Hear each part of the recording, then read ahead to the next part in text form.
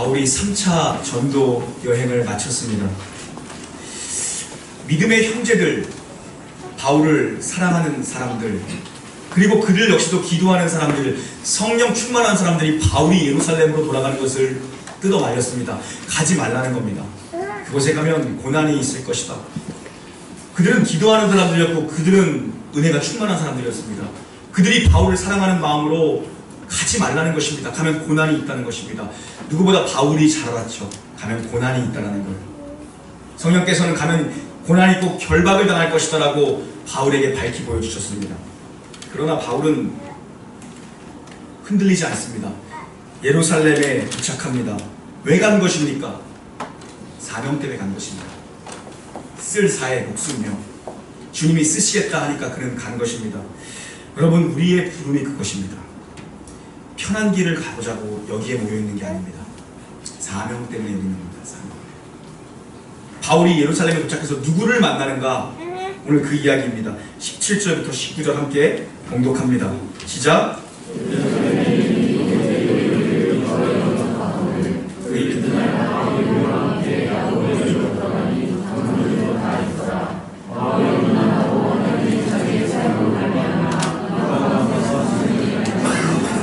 아멘.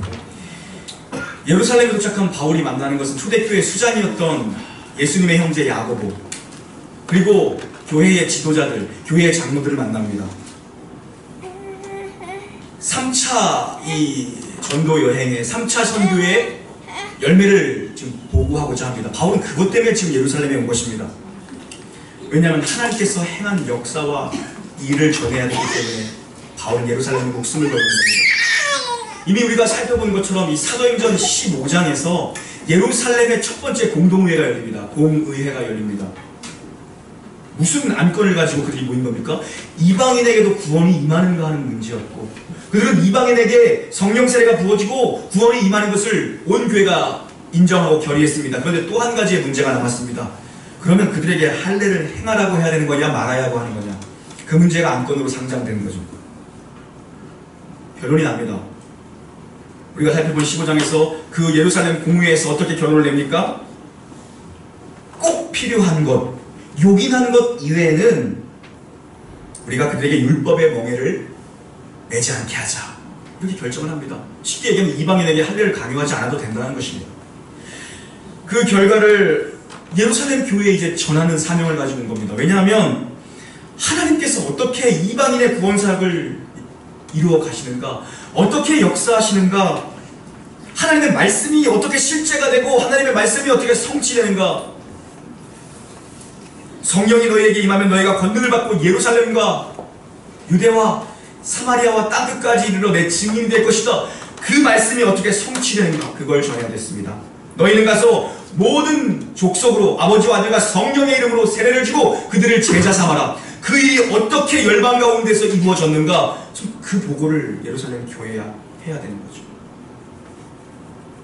이방인 교회들이 각처에서 세워지고 부흥하고 있다는 사실을 그 초대교회 수장이었던 야고보와 교회의 장로들에게 얘기를 하자 그들이 하나님께 영광을 올리고 감사의 박수, 찬양이 터져 나옵니다. 그런데 그게 잠깐이었어요. 왜냐하면 그들이 바울이 온다는 소식을 듣자마자 마음에 해야 될 어려운 말을 가지고 있었거든요. 하기 어려운 말을 가지고 있었거든요. 예루살렘 교회의 분위기가 좋지 않다는 얘기입니다.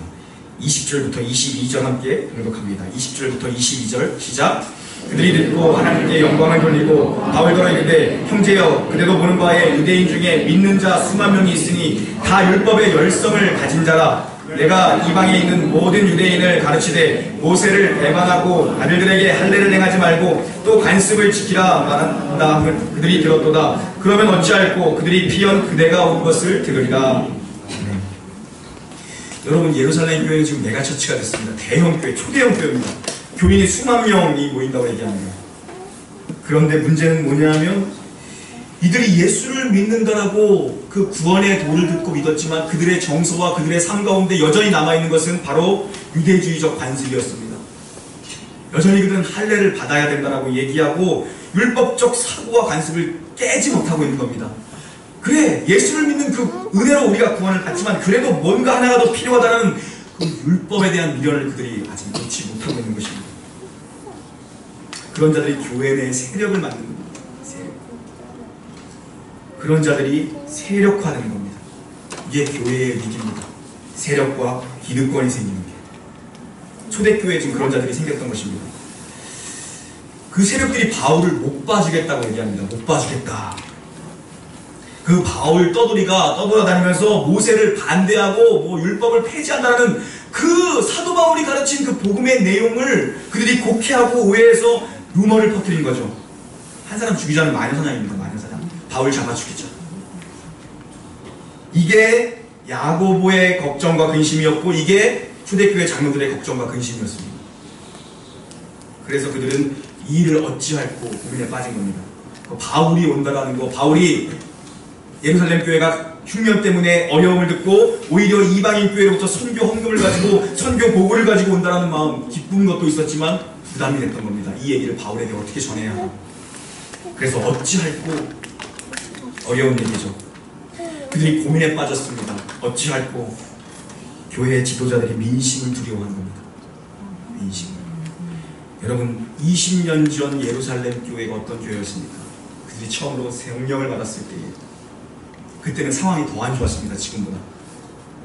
사도들이 막 그냥 잡혀 들어갔다고요. 감옥에. 그런데 교회가 똘똘 뭉쳐 하나 되어 기도함으로 모든 장벽과 대적들을 뚫어냈습니다. 기도로 이겨냈습니다. 1차 공의회 때도 마찬가지입니다. 이방인 할례 문제에 대해서 유대주의 그리스도인들이 반대해왔다고요. 그럼에도 불구하고 베드로, 요한, 바울이 영적으로 이걸 이끌고 가잖아요. 내린 결론이 뭡니까? 하나님은 할례보다 크신 분이다. 하나님은 크신 분이다. 넘어선다고요. 영적인 권위로 옳은 길을 그들이 걸어갔다고요. 그런데 20년 만에 예루살렘 교회가 변했습니다. 영적인 담대함이 사라졌어요. 그들은 문제가 생기면 기도했습니다. 20년이 지난 지금 그들은 개척교회였을 때 너무나도 열정적이었고 너무나도 야성이 있었습니다. 문제가 생기면 교인들이 기도했다고요. 개척할 당시에. 20년 지나니까 영적인 담대함과 야성이 없었습니다. 조국교회 모습 아닙니까? 여러분 교회가 울타리 안에 갇혀있으면 야성을 잃어버립니다. 진정한 영성을 잃어버립니다. 진정한 본질을 놓칩니다. 지금 이 초대교회에 있어야 될 사람이 어디 간 겁니까? 누가 없습니까? 베드로가 없어요. 요한이 없어요. 그리고 예수님의 형제였던 야고보가 수장을 맡고 있습니다. 베드로와 요한은 지금 어디 갔냐는 거예요. 그들은 지금도 나가서 어딘가에서 복음을 전하고 있습니다. 그들은 흩어져 복음을 전하고 있습니다. 얼마나 큰 은혜고 감동이었는지 모릅니다. 교회를 세운 자들이 지금도 나가서 뛰고 있다. 진짜 멋진 거 아닙니까? 초대교회를 개척한 사람들인데 이 사람들은 20년이 지난 지금도 뛰고 있어요. 흩어져 복음을 전한다. 이게 본질이에요. 우물 안에 고여있으면 물은 썩습니다. 교회는 흘려보내야 됩니다. 교회는 밖으로 나가야 됩니다. 교회는 세상 가운데를 항해하는 돛담배 같은 것이지만 침몰하지 않는 세상을 항해하는 것이 교회입니다. 세상을 향해 계속해서 항해자가 돼서 전진해야 되는 것이죠. 여러분 가만히 있으면 다 얼어 죽습니다. 움직여야 합니다. 교회가 움직여야 됩니다. 나가서 복음을 전해야 됩니다. 전도해야 교회가 살아난다고요. 복음을 입을 열어 전해야 교회가 살아나요. 모여서 이것이 좋사오니 초막 셋을 지읍시다. 그러면 교회가 야성을 잃어버려요. 영적으로 교회가 힘을 잃어버립니다. 우리 성도 개개인도 마찬가지입니다. 교회를 왔소 갔소 하시는 분들은요 시들시들해집니다. 신앙이 힘이 없는 신앙이. 그렇게 신앙생활 하시면 안 돼요. 교회를 왔소 갔소 하지 마십시오. 여러분 움직여야 싱싱해집니다. 움직여야. 복음 들고 움직여야 심심해져요. 지금 이 초대교회가 20년 지나니까 시들시들 사람은 많이 모였어요. 많이 모이는 게 중요한 게 아니라 알곡이 넘쳐야 돼요. 알곡이. 지금 영이 약해지니까 지도자들이 민심을 살핍니다. 교회는 절대 민주주의가 아닙니다. 그걸 놓치면 안 돼. 교회는 민주주의가 아닙니다. 교회는 신정주의입니다. 신정주의. 말씀이 다스리고 말씀이 통치하는 거라고요. 교회는. 그래서 지도자들이 민심의 비위를 맞추려고 합니다. 바울에게 어떤 제안을 합니까? 23절부터 25절이 지도자들이 바울에게 한 제안입니다. 함께 읽습니다. 시작. 우리가 말하는 이대로 하라.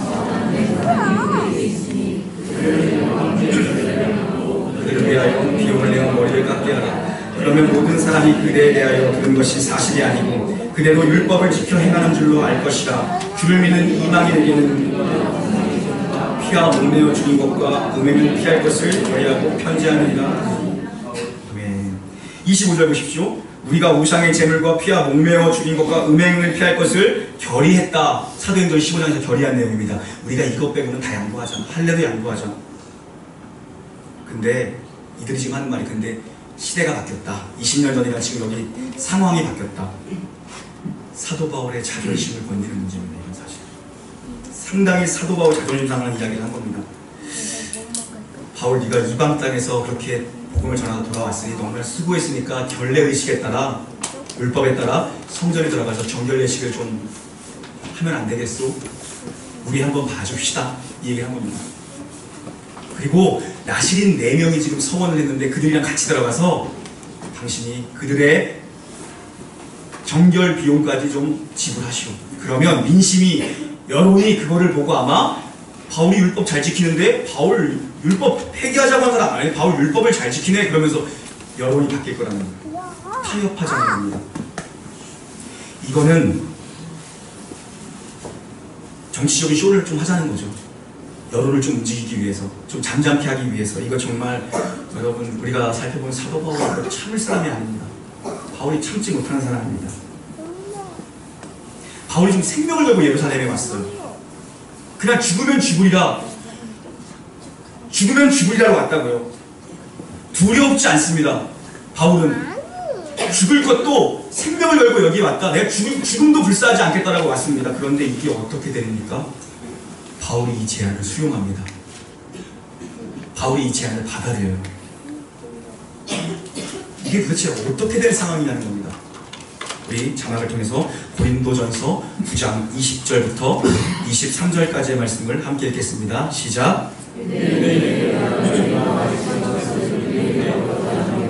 율법 아래 있는 자들에게 내가 율법 아래 있지 않나. 율법 아래 있는 자가 찾아주시고 율법 아래 있는 자를 얻고자 하고 율법 없는 자에게 내가 하나님의 율법을 얻고자 하고 우리가 그것을 율법 아래 있는 자나 율법 없는 자와 같은 것을 율법 없는 자들을 얻고자 하고 약한 자들에게 내가 약한 자들을 얻고자 하고 내가 여러 사람에게 여러 모습이 된 것은 아무쪼록 몇 사람이라도 소원하고자 하니 내가 복음을 위하여 모든 것을 행함은 복음에 참여하고자 합니다. 아멘.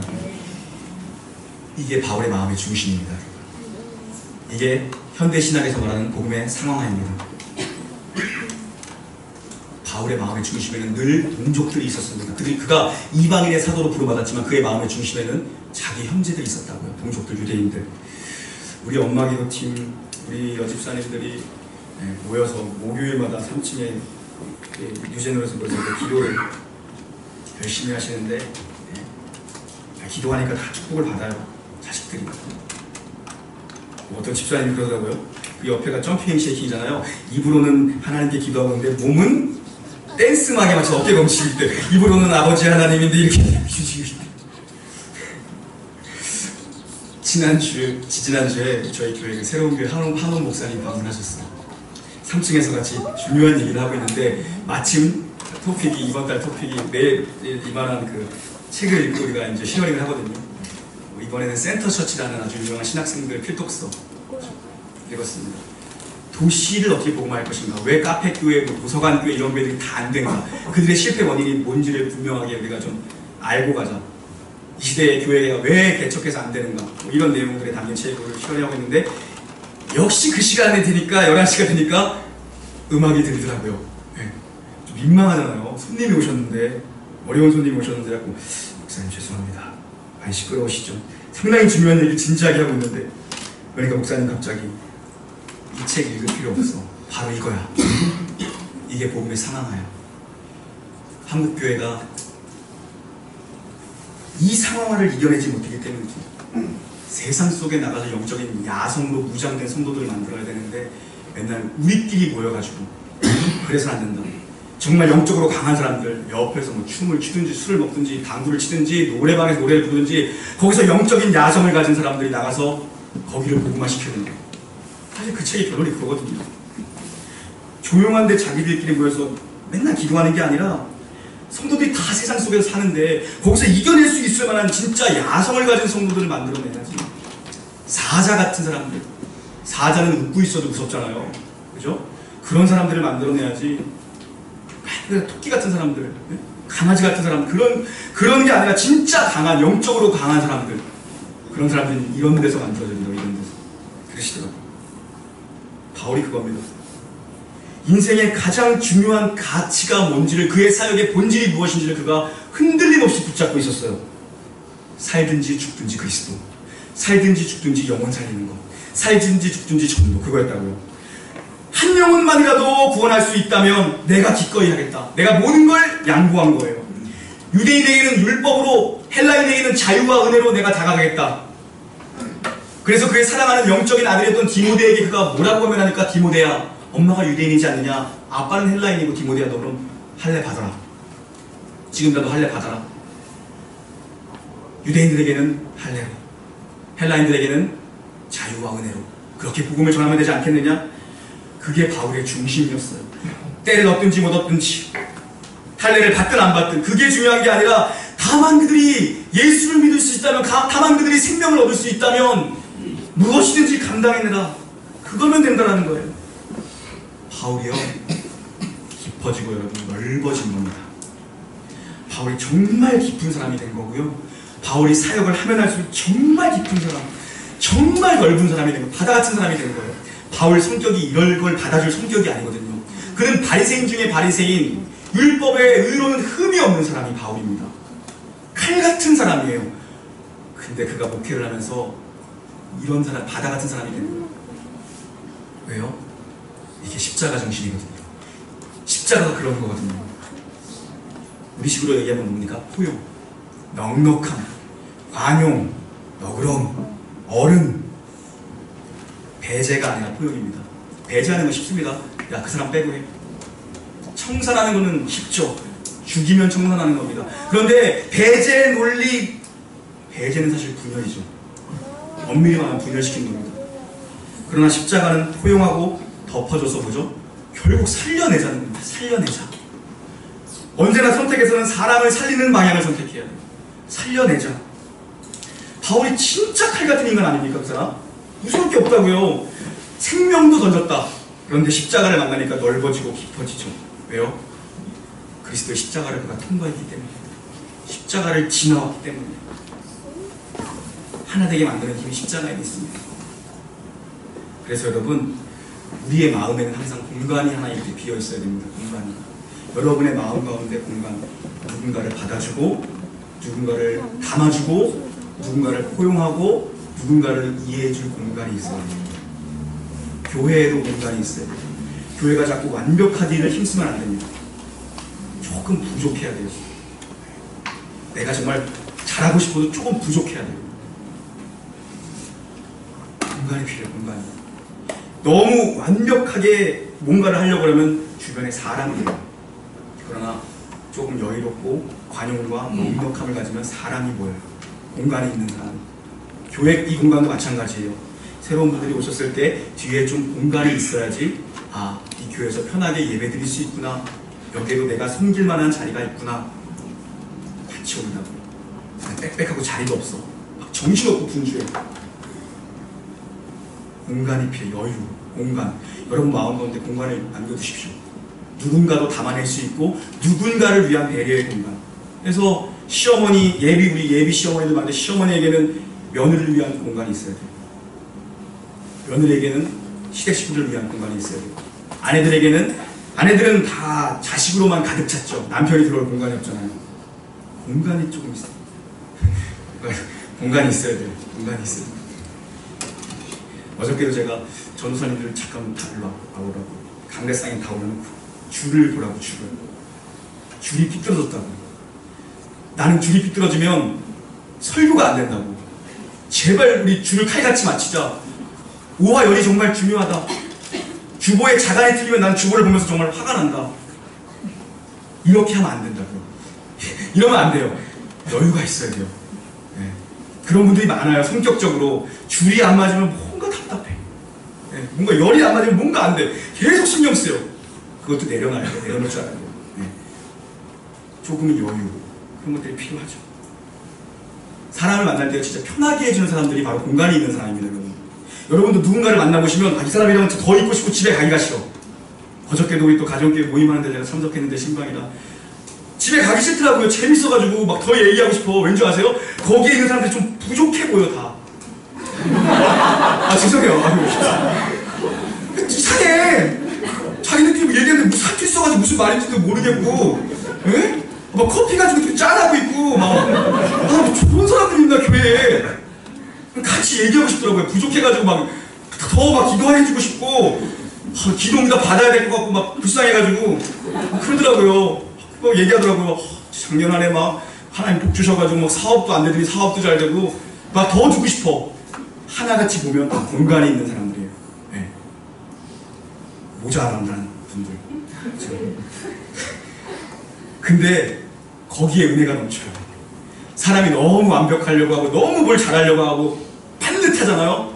그러면 거기에는 여유가 가능이 없습니다. 왜냐하면 왜 너는 이만큼 못하냐는 거예요. 늘 그걸 들이밉니다. 풍성해져요. 조금 부족해요. 사도 바울이 넉넉하고 사역하면서 배웠습니다. 그가 이런 인간이 아니었거든요. 사역하면서 이걸 배웠어요. 그게 있어야 돼요. 그게 교회 어른이에요. 진짜 그게 교회 어른이더라고요. 넉넉한 게. 젊은이들이 뭘 해도 허허하고서 좀 격려할 수 있는 그런 분들이 진짜 존경받더라고요. 교회에서 보니까. 그래서 이 일이 지금 어떻게 진행됩니까? 사도 바울이 이걸 수용합니다. 26절부터 30절 길지만 함께 읽어보겠습니다. 시작. 바울이 이 사람들을 데리고 이튿날 그들과 함께 결례를 행하고 성전에 들어가서 각 사람을 위하여 제사 드릴 때까지의 결례 기간이 만기된 것을 신고하니라. 그 이래가 거의 참에 아시아로부터 온 유대인들이 성전에서 바울을 보고 모든 무리를 충동하여 그들을 붙들고 외치되 이스라엘 사람들아 도우라. 이 사람은 각처에서 우리 백성과 율법과 이곳을 비방하여 모든 사람을 가르치는 그 자인데 또 헬라인을 데리고 성전에 들어가서 이 거룩한 곳을 덮었다 하니 이는 그들이 전에 에베소 사람 드로비모가 바울과 함께 시내에 있음을 보고 바울이 그를 성전에 데리고 들어간 줄로 생각함이로다. 온 성이 소동하여 백성이 달려와 모여 바울을 잡아 성전 밖으로 끌고 나가니 다치더라. 아멘. 성전문이 닫히는 모습이 보여집니다. 성전문이 닫히더라. 한 주간의 정결례식은 일주일 동안 행합니다. 이 나실과 사도 바울이 함께 정결례식을 끝내고 나오는 그 무렵에 한 사람이 들고 일어납니다. 마치 이 사람은 아마 에베소에서 온 사람이었을 것이라고 학자들은 동의합니다. 왜냐하면 에베소 사람 그로비모라는 사람을 그가 알아봤기 때문입니다. 뭐냐하면 잠깐만요 여러분, 얼마 전에 바울이 시내에서 에베소 이방인과 함께 다니는 걸 봤는데 성전에 같이 들어간 것 같습니다. 확인되지 않은 사실을 그 사람이 갑자기 폭로합니다. 시내에서 돌았다는데 그가 이방인이 들어갈 수 없는 성전에 이방인을 사도 바울이 데려갔습니다라고 소동을 그냥 일으킵니다. 소동은 여러분 확인되지 않은 오해로부터 출발되죠. 정확히 아는 사람은 잘 이야기를 하지 않습니다. 항상 카더라가 사람을 잡죠. 정결 예식을 잘 마치는지 알았는데 마지막에 바울이 오해를 뒤집었습니다. 사건이 터진 거죠. 이 소동을 막기 위해 로마의 군대가, 천부장이 이끄는 로마의 군대가 진압하기 위해 폭동을 진압하기 옵니다. 소동을 일으킨 무리들이 이제 본색을 드러낸 겁니다. 바울을 잡아다 집단 폭행을 합니다. 유대인들이 절기를 지키려고 오순절 절기를 지키기 위해서 예루살렘에 모여들었는데 로마 군대가 바짝 긴장하고 폭동을 대비하기 위해서 망대에 위해서 지금 고초를 쓰고 있었습니다. 역시나 폭동이 일어났습니다. 바울이 피 흘리면서 죽게 된 거예요. 군인들이 달려와 보니까 피투성이가 됐습니다. 이러다 사람이 죽겠는 거죠. 그래서 천부장이 명령합니다. 야, 쟤 끄집어내. 그래서 쟤 묶어. 그리고 영내로 들고 가자. 왜냐면 폭동이 너무 심해가지고 무슨 일인지 지금 전후 좌우 사정을 알아들을 수 없을 만큼 막 여기저기서 난리가 난 겁니다. 쟤 묶어다가 일단 영내로 들여 그랬단 말이에요. 여러분, 바울이 결박당할 거라고 얘기했는데 성령께서 말씀하셨죠. 그가 밀레도 항에 있을 때에. 근데 진짜 결박을 당합니다. 로마의 군인들에게 결박을 당합니다. 보여주신 예언이 또 성취되고 있습니다. 그에게 또 죽을 고비가 오는 거죠. 여러분, 이게 알고 온 겁니다. 결박당한 걸 알고 왔죠. 생명을 걸고 왔죠. 근데 이게 도대체 뭐냐는 거예요. 왜 여기서 결박을 그가 왜 당해야만 했냐는 거죠. 이해가 안 갑니다, 이게. 그러나 사도 바울이 예루살렘에서 가장 안전하게 있을 수 있는 것이 로마 군인들의 잡혀있는 것이었습니다. 예루살렘에서 바울의 생명을 지켜줄 사람들은 군인들밖에 없었어요. 바울의 마음은 로마에 있었습니다. 그는 로마를 품고 기도했던 사람인데 그는 묶인 채 로마로 후송됩니다. 하나님 결박당한 채 바울이 로마 땅을 밟게 하십니다. 이 군인들에게 결박당해서 로마를 밟게 될 거라고 바울이 상상도 못했을 것입니다. 그러나 군인들의 손에 끌려 바울이 이제 1년 뒤에 묶인 채로 로마를 향해 떠나가게 되죠. 우리는 하나님의 일하심을 여러분 다 모릅니다. 우리는 우리가 왜 여기서 만나게 되었는지를 몰라요. 하나님의 지혜를 헤아릴 수가 없어요. 하나님이 일하시는 방법은 인간의 방법과 다른 차원이고 다른 능력의 것입니다. 우리에게 필요한 것은 무엇입니까? 바울이 결박을 당할 걸 알면서도 거기에 맞죠. 우리에게 도대체 필요한 건 뭐냐는 겁니다. 신뢰, 그리고 또 신뢰입니다. 그게 믿음입니다. 성령께서 바울에게 알려주셨어요. 예루살렘을 가면 결박당할 것이다.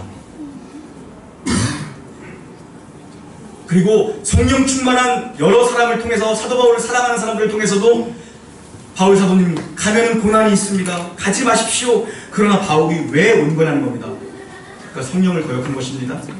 아니요. 성령께서 결박당하고 혼란이 있을 거라고 말씀하셨지 가지 말라고 말씀하신 적이 없어요. 성령께서 가지 말라고 막으셨던 것은 무엇입니까? 마게도냐로 가라. 그러나 예루살렘으로 가지 말라고 말씀하신 게 아니라 결박과 혼란이 있을 것이다까지만 보여주셨다고요. 사람들은 가지 마십시오. 아니, 성령께서 어려움이 있다라고 말씀하셨지만 가지 말라고 말씀하시지 않았다. 내게는 사명이 있다. 나는 이 일을 이루기 위해서 생명도 두렵지 않다. 여러분, 예수님이 십자가에 어떻게 죽으셨습니까? 못 박혀 죽으셨습니다. 유대인들은 이거를 못 받아들여요. 그러나 그게 하나님의 방법이고 하나님의 사랑이죠.